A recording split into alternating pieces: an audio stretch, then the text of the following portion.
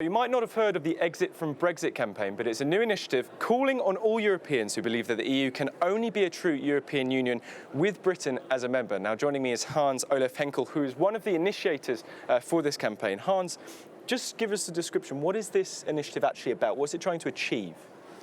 Well, everybody is negotiating either on a soft Brexit or a hard Brexit.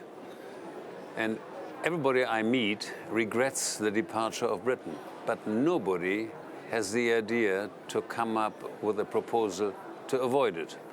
And this initiative has the objective to make Brussels offer the British a new deal which achieves the objectives of Brexit without leaving it. And so that would be changing Britain's relationship with the EU in terms of, let's say, immigration, let's say single market, free movement of peoples. That would be the real crux. Absolutely. Reforming that. Yes, let's face it, two things have happened. Number one, when Dave Cameron announced the referendum, the Brussels and Chancellor Merkel didn't give him enough autonomy over the influx of immigration. Now, in the meantime, the entire mood in Europe on that subject has totally changed. There are more governments which now want what Cameron wanted at that time.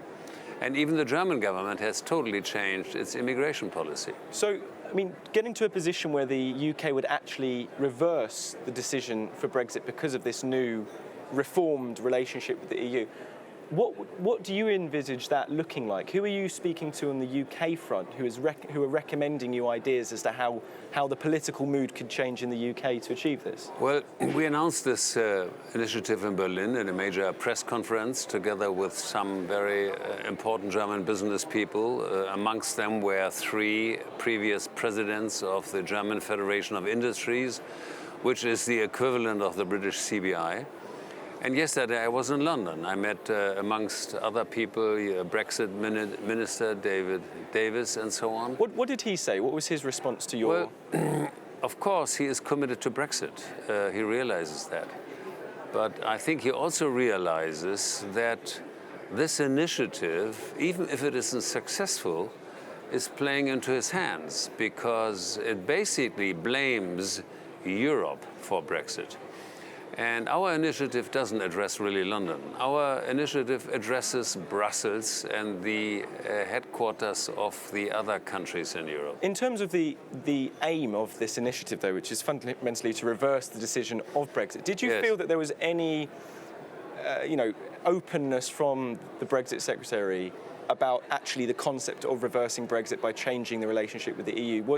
Or was it a bit of a, no, it's never going to happen, but it's an interesting idea? Well, certainly the latter.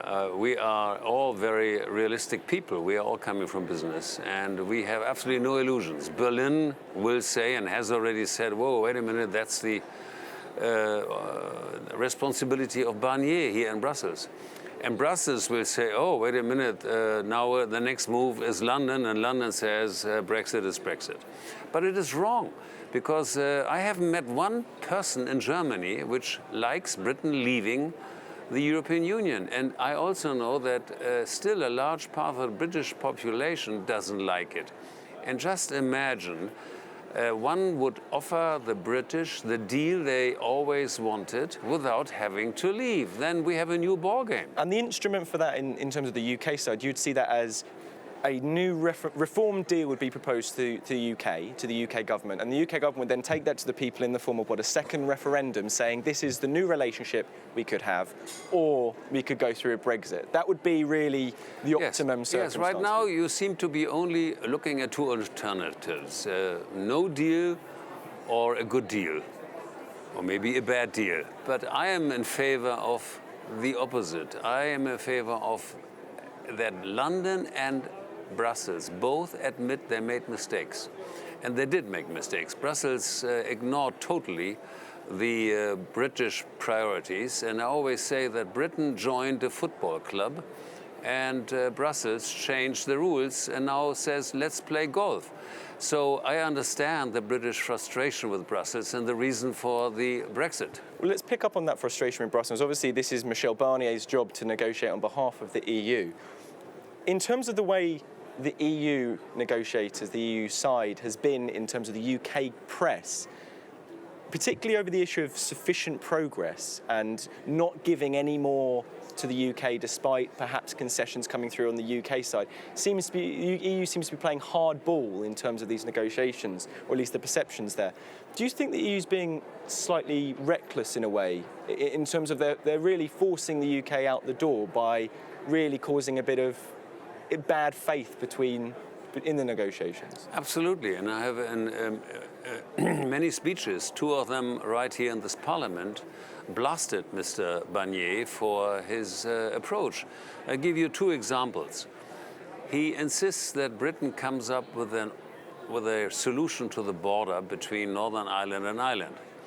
Well, Britain can never come up with a solution without having at least a faint feeling of what kind of a trade deal you have. You cannot have a border arrangement without knowing whether there is customs or not. And what was the response you got? Well, wait a minute. Let me just make the point that this is an unlogical request, and I must say, David Davis agreed to that. The second unlogical request is that Britain should give a price before they start negotiating on the trade deal. Well, I tell you, if I go into a shop and I name a price without knowing what kind of a product I get, I would be stupid. But Barnier has made these conditions for only one reason: to make the negotiations difficult. He wants to punish the British. And that's Michel Barnier making those decisions, or is that the people who he has to represent? Is that the European Council, the EU 27 members? What's the fundamental driver of that? Well, in this particular case, I was present when Barnier, in the presence of a few MEPs here in Brussels, announced the roadmap towards negotiations. And I asked the question, I said, did you check this with the British? And he said, no. And I'm just surprised if two regions are starting negotiations about a new relationship, both should agree on how to discuss and in what sequence. But it was him who forced this sequence down the throat of the British.